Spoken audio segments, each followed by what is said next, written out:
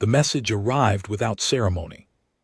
It pierced the solar system's silence on a carrier wave so powerful it overloaded every deep space listening post from the Kuiper Belt to Mars orbit. The Threscian Empire did not believe in subtlety. They believed in weight. Ambassador Velkai watched the transmission playback from his command vessel, Voice of Dominion, parked 3 light days beyond Neptune's orbit. His talons clicked against the armrest in a slow rhythm, not nervousness but anticipation. 72 standard cycles, that was the gift he had delivered to the fractured species below. Confirm they received it, he said. Subcommander Asa bowed her head. Ridge. Every major population center. Ambassador, their communication networks are overwhelmed. Internal chaos is already spreading. Velkai allowed himself a narrow smile. It always happened this way. The ultimatum landed like a meteor and still water. Governments crumbled, populations rioted, desperate negotiations began. And when the deadline expired, the Threscian fleet descended to collect another compliant world. Show me their reactions. Asa touched the display. Fragmented images flickered across the screen. Humans running through crowded streets. Figures in uniforms shouting at one another. Buildings with symbols he did not recognize burning against night.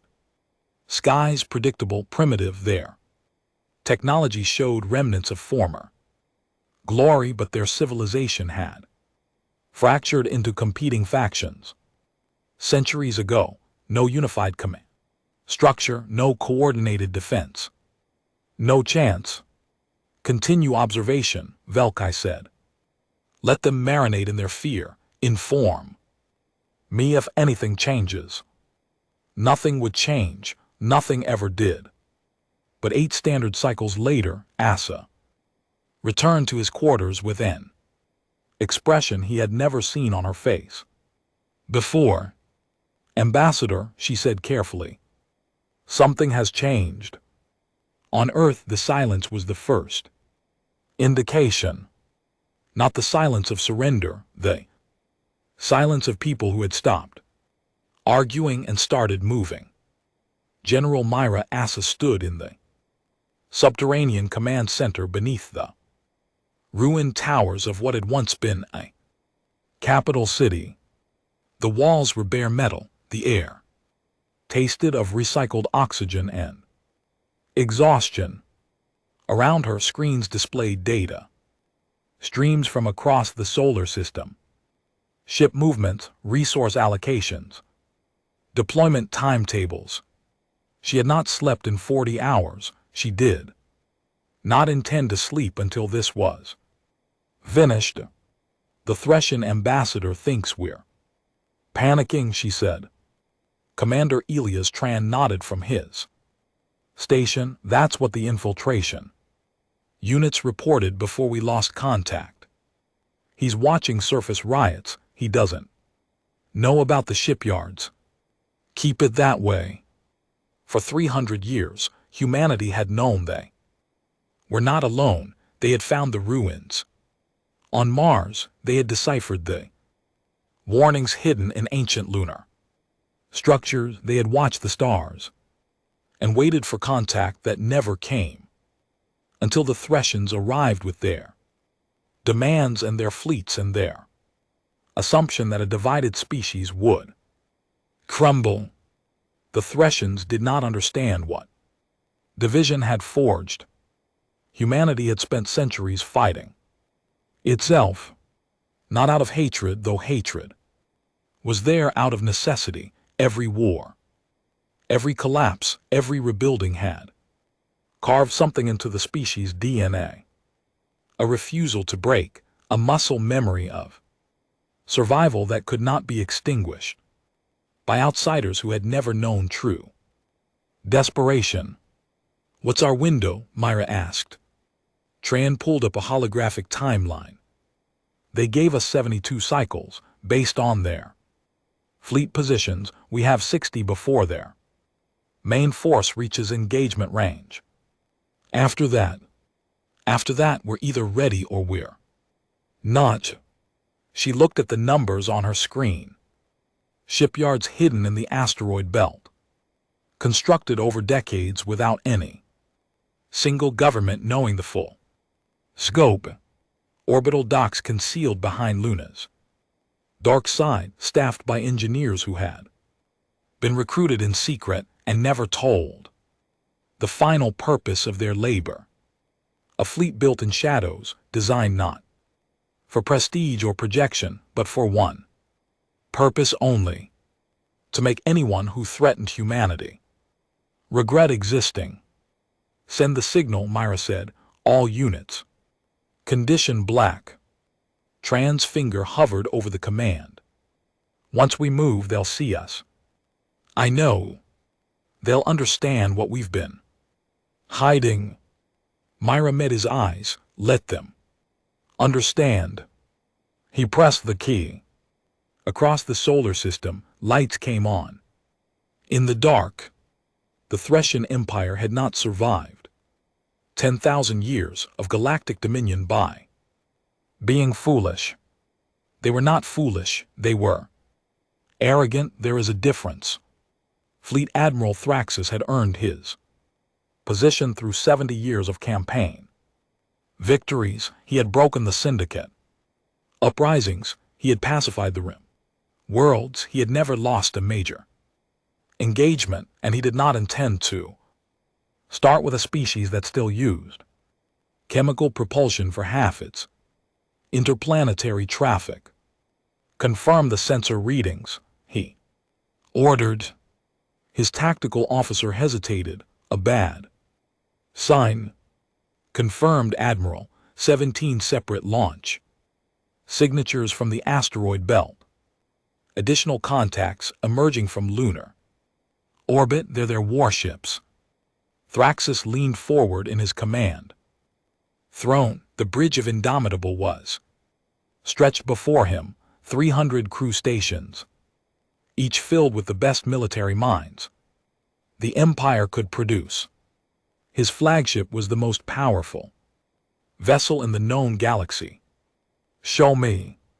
The main display activated. Red icons bloomed across the tactical map. Dozens of them, then hundreds. Human ships were emerging from hiding places the Threscian surveillance net had sworn were empty. They moved with a coordination that suggested practice. Thousands of drills, years of preparation.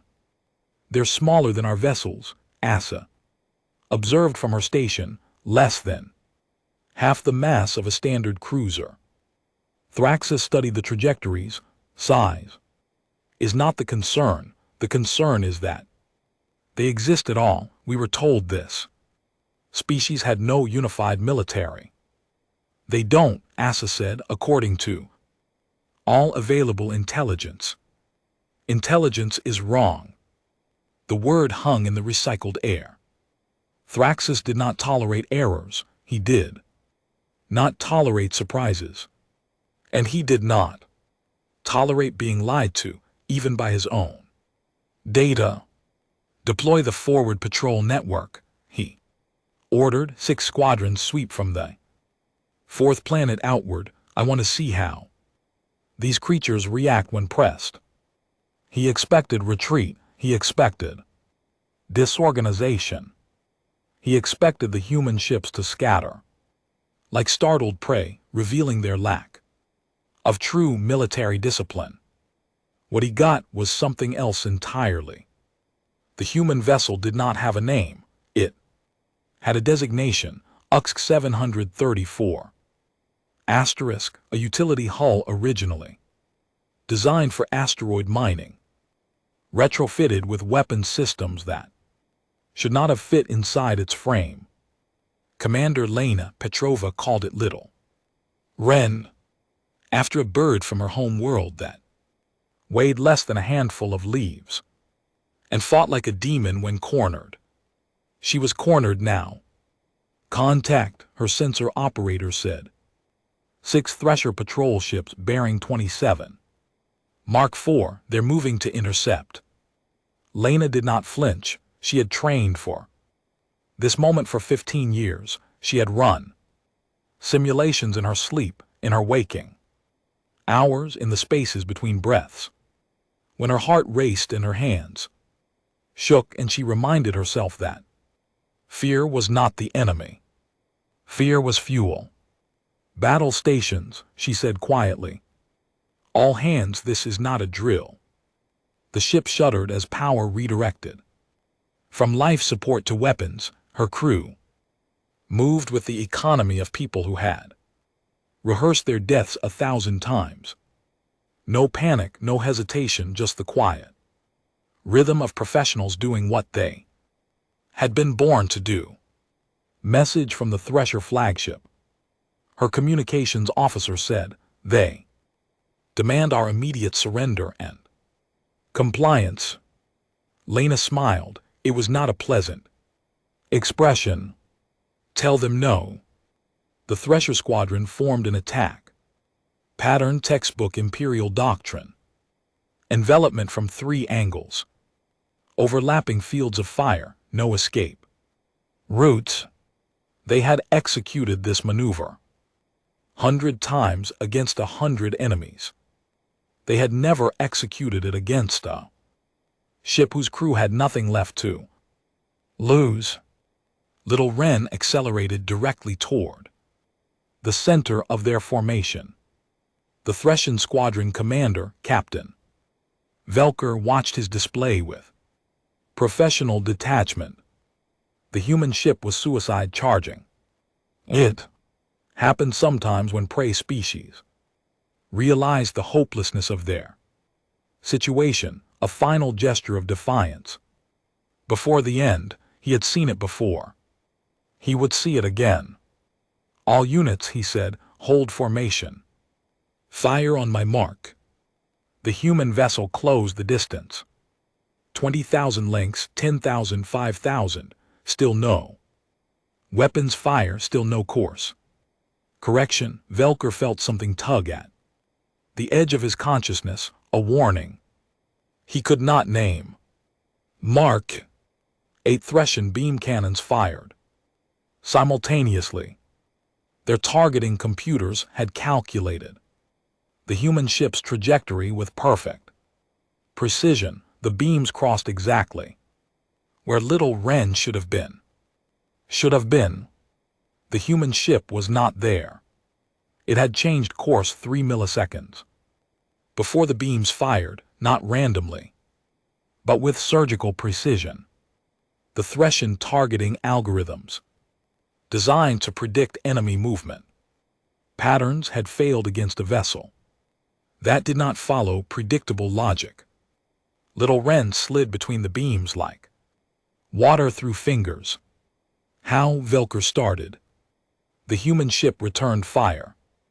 Its weapons were not beam cannons. They were kinetic projectiles, accelerated to fractions of light speed. Each round carried the force of a small asteroid. Impact. The first shot punched through the lead Thresher patrol vessels forward shields like paper. The second gutted its engine section. The third turned it into expanding debris. "Evasive maneuvers," Velker shouted. Too late. Little Wren was already inside their formation. Too close for beam weapons to track effectively. It moved like nothing Velker had ever seen. Not elegant, not graceful, but brutally efficient. Each turn bled velocity in ways that should have torn any ship apart. Humans had built their vessel to withstand forces that Thresher engineering considered suicidal. The second Thresher ship exploded, then the third. Velker's tactical display showed his squadron dissolving. His crew screamed. Updates he could not process. The human ship was everywhere at once, a phantom. Some painted in weapons fire and fury. All remaining vessels concentrate. Fire. The transmission ended when Little Ren's final salvo removed the forward half of his command deck. 11 minutes after the engagement began, 6 Thresher patrol ships drifted as wreckage. 1 human vessel, hull compromised in 17 places, atmosphere venting from 3 decks turned toward the outer system. On Little Ren's bridge, Lena Petrov pressed a bloody hand against her console and opened the channel. "Command," she said, "this is Little Ren, patrol squadron eliminated. Repeat, patrol squadron eliminated. Moving to rally point." She allowed herself one breath, then she looked at her crew, some bleeding, some weeping, all of them alive. "Good work," she said, "now let's go do it again." Fleet Admiral Thraxus did not rage.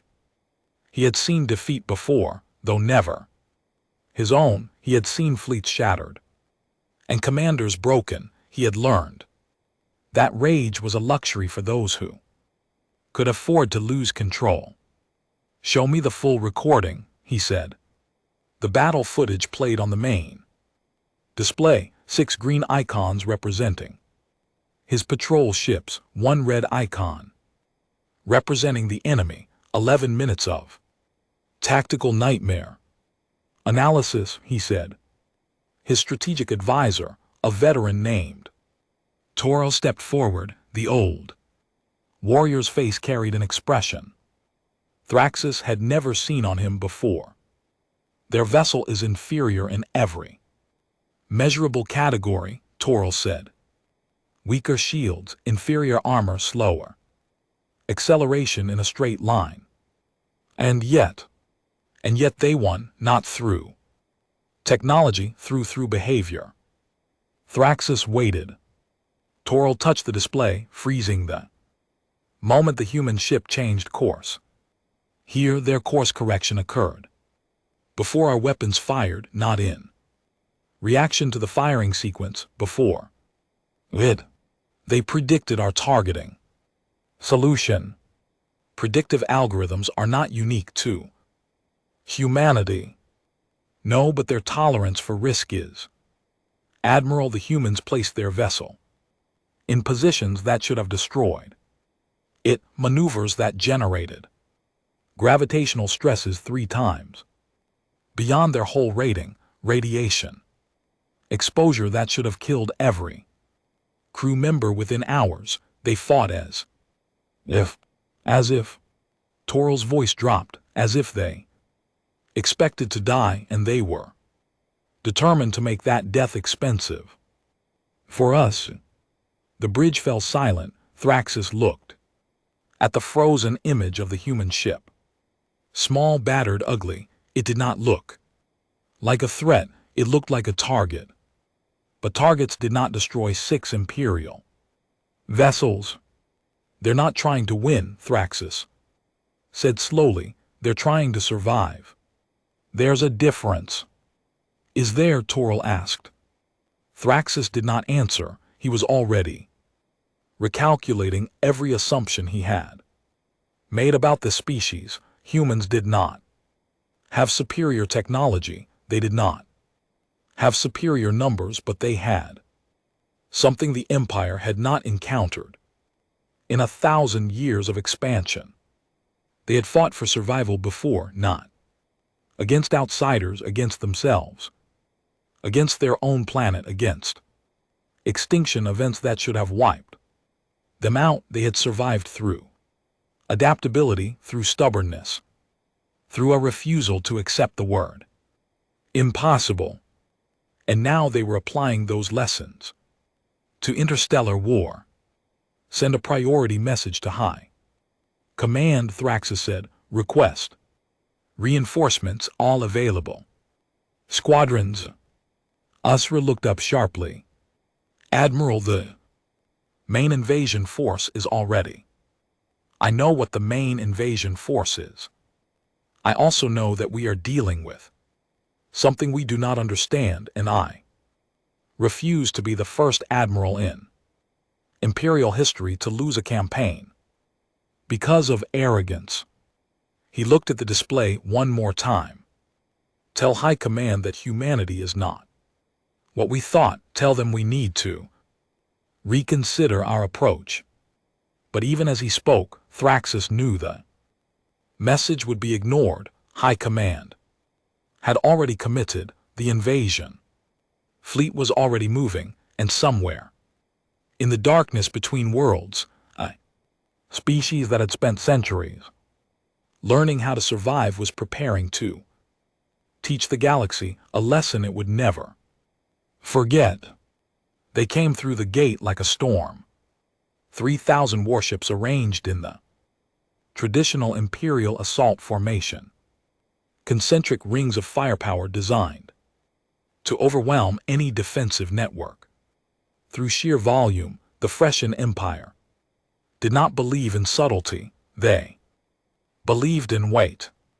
Admiral Thraxus sat in his command throne and watched Earth grow from a speck to a sphere on his main display.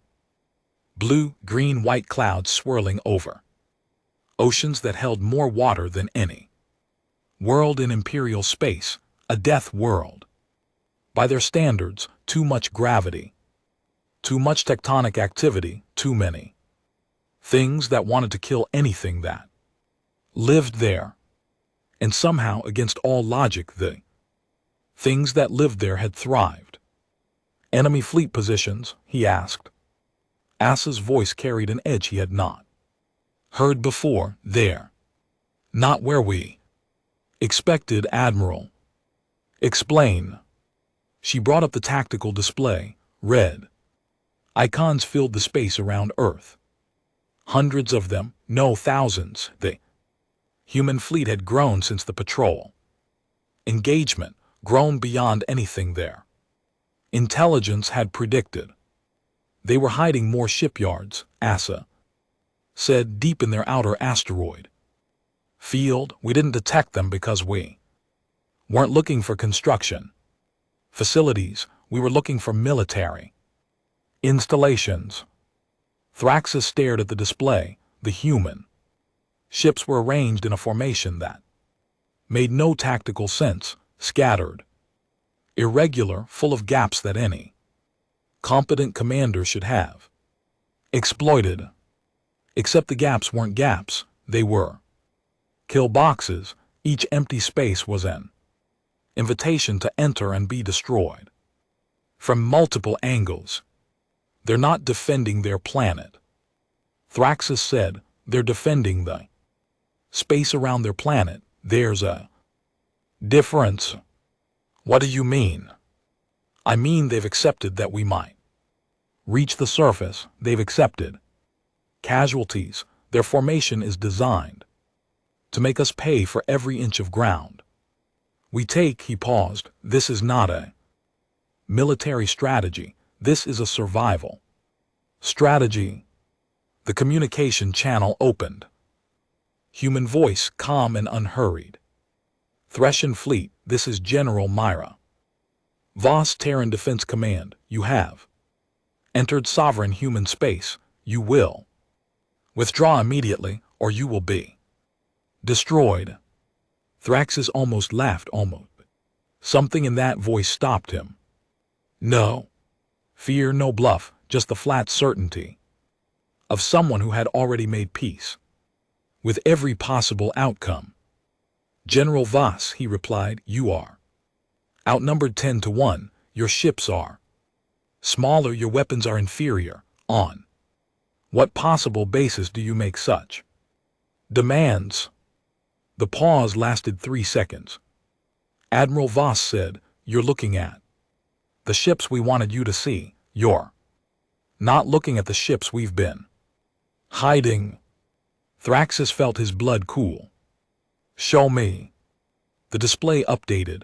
New red icons appeared not around Earth but behind the Threshen Fleet, emerging from the gas giant's magnetic shadow, rising from the dark side of distant moons. A second human fleet positioned to cut off any Retreat. Then a third fleet waiting in the asteroid field behind them. Then a fourth. How many ships do you have, Thraxus? Whispered. Voss's voice carried no triumph, no anger, just exhaustion and resolve woven together into something that sounded like steel. Enough. The battle lasted 4 hours. Not because the Threshen fleet fought poorly, they fought with the discipline of 10,000 years of military tradition. Their formations held, their targeting was precise, their crews performed their duties with textbook perfection. They lost because perfection cannot account for desperation. Human ships did not retreat when damaged, they accelerated, they rammed. They exploded their own reactors in the middle of Threshen formations. They fought like a species that had already decided extinction was acceptable as long as they took their enemies with them. On indomitable will, Admiral Thraxus watched his command network collapse. Enemy boarding parties have breached decks 14 through 17, Asa reported. Her voice had lost its professional detachment. They're moving toward the bridge. Seal the sections. Deploy internal security. Security is already engaged, Admiral. The humans are there, not trying to capture the ship, they're trying to disable it from the inside. Thraxus stood, his joints ached. He had not left his command throne in 30 hours, and his body was reminding him of every year of his age. Open a channel to the human flagship. The communication display flickered. General Myra Voss appeared older than he had expected, with scars on her face and exhaustion in her eyes, but her gaze was steady. General Thraxus said, "You have won this engagement. I'm prepared to discuss terms." Voss studied him for a long moment. What terms? Survivors' rights, medical evacuation, standard military courtesies. That's not what I meant. Thraxus frowned. Then what? I meant, what terms do you offer for ending this war entirely, not this battle, not this system, the war? The question caught him off guard. You think you can dictate terms to the Empire? Vass leaned closer to her camera. Admiral, in the past 4 hours you have lost 1,700 ships.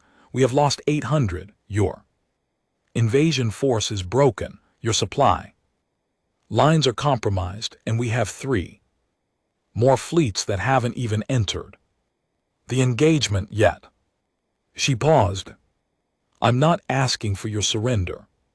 I'm asking if you're smart enough to recognize when continuing a fight will destroy both of us.